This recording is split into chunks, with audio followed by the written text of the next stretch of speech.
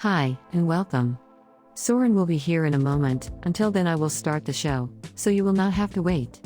If your print is looking like the picture to the left where you see gaps, and the top layers are not nice, you have most likely a under-extruded print.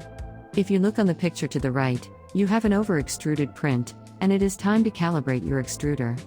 Many creators are not thinking on calibrating the extruder. If you have these quality issues, it is time to calibrate your extruder, so you get most out of your printer, and the print looks like as close as possible to your constructed item. Hey, there you are, Soren. I already did start the show. Thank you, Skylar. You are welcome. And sorry for being late. Well, today we want to talk about over and under extruded prints, and it really has a big impact on your quality. You need to calibrate all your axes, but you absolutely also need to calibrate your extruder. And it's even more important that you take the first you calibrate is the extruder.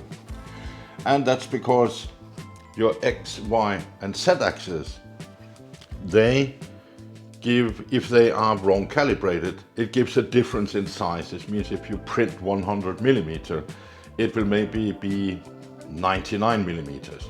So if you need to fit these items together, and when you print different parts, it's really complicated to get them to fit accurately that you do as they do in your constructions.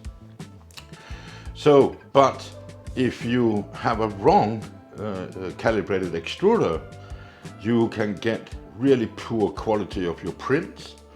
The size doesn't become correct at all, and it will absolutely not look good. And I have made some of, into the extreme here, I have made the over extruded one, you can see here. And as you can see, it's really, the layers are really bad. They are not looking good at all. The size here isn't correct at all. It is really a bad print. The next one, it's under extruded, and the perimeters look much better here, but it is still a very bad print.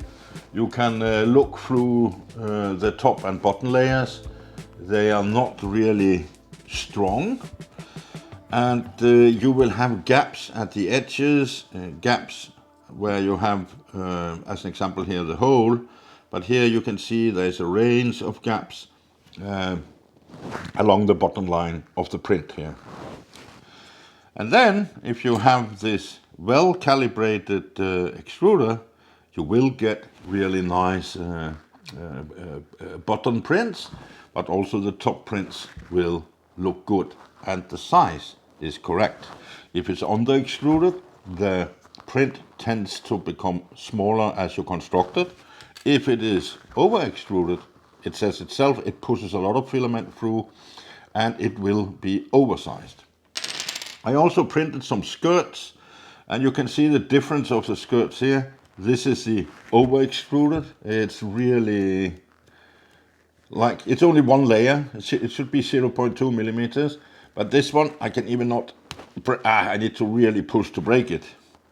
This is a skirt from the under extruded print, and as you can see here, it's like hair. It doesn't stick together, and that's also characteristic for under extruded prints. It doesn't really melt good together as well.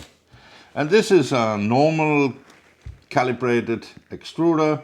It is something in between these two over and under, and the print looks very nice. It sticks good together, and it's easy to get off your the bed. So what is extrusion? Well, you have a stepper motor, and as an example on my Ender 3, the factory settings for extruder is 93. And what does 93 mean?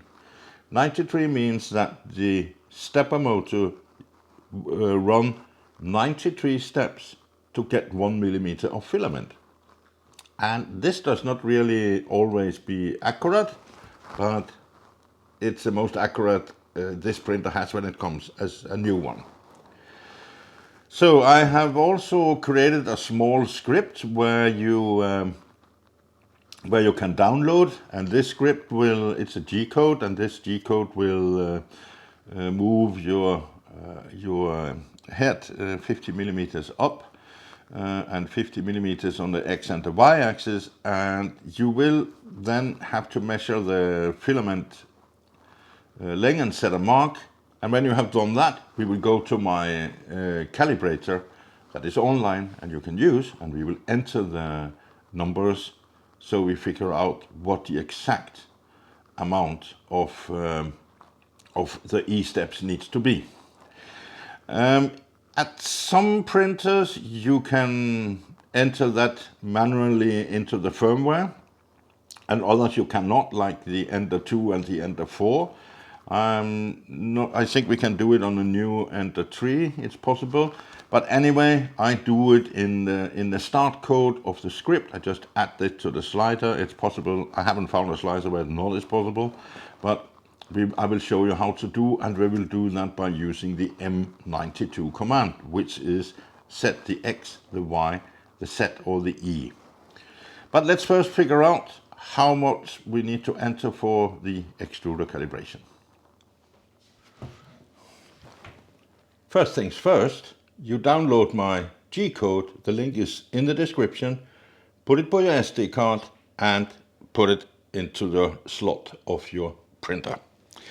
Then you turn on the whole printer and take a ruler.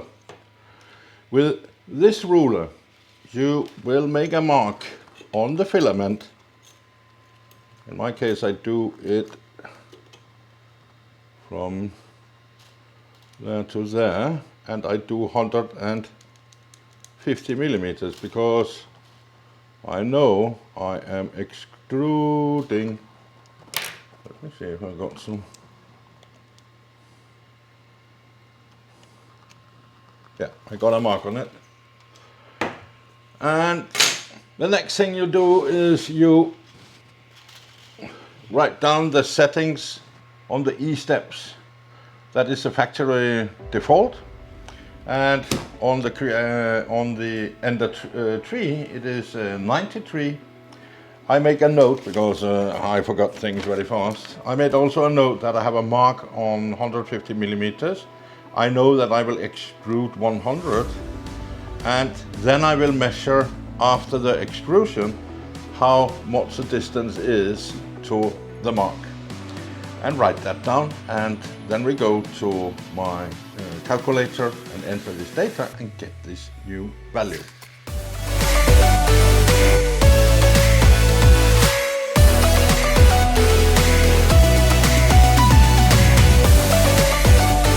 Goes to sets 50, and now it will go to XY 50 as well.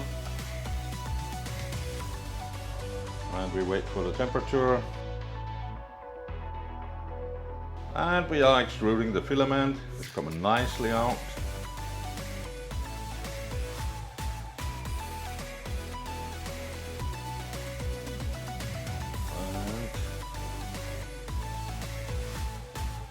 And almost like printing a barrel.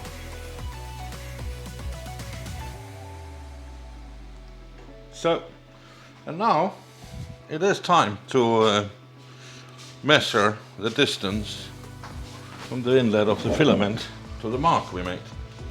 So let me see if I can find my mark. I'll probably need some light.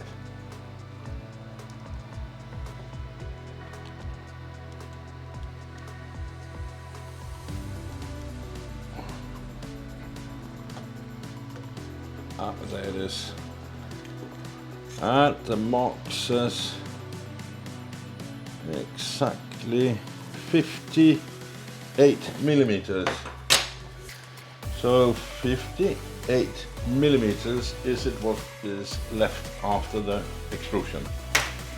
So let's go to my calculator and enter this data into the calculator and see what number new E-steps we get. In the description, you click on the second link and this will take you to the extrusion calculator.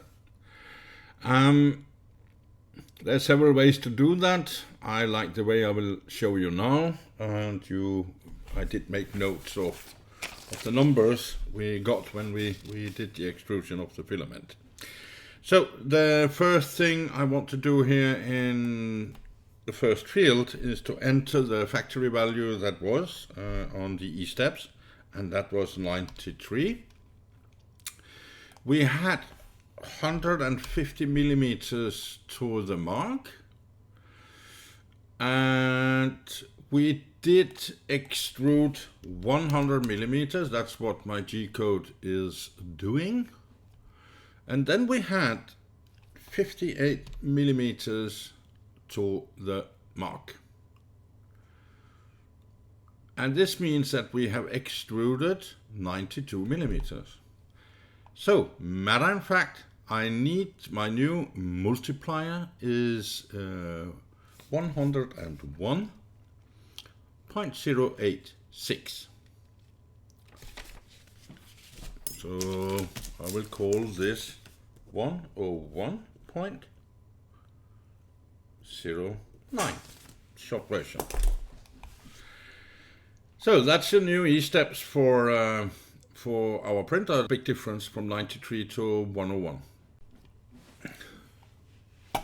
So if you go to your printer settings, and you can see here it says custom G-code, and you can see I had a value here which is wrong. It should be 101.09. So this will, when the printer start the G-code, this here will be in the beginning of the G-code, and it will change the 93 to E101.09, and this means it has to take 101 step to get 1 millimeter of filament. The procedure is the same in other types of slicers. You just need to add it to the beginning of the script. You can also do this, change the value in the firmware of your printer if it is possible. Some printers and manufacturers do not allow you to do that. So folks, that's it for today. I hope it helped you, and happy printing.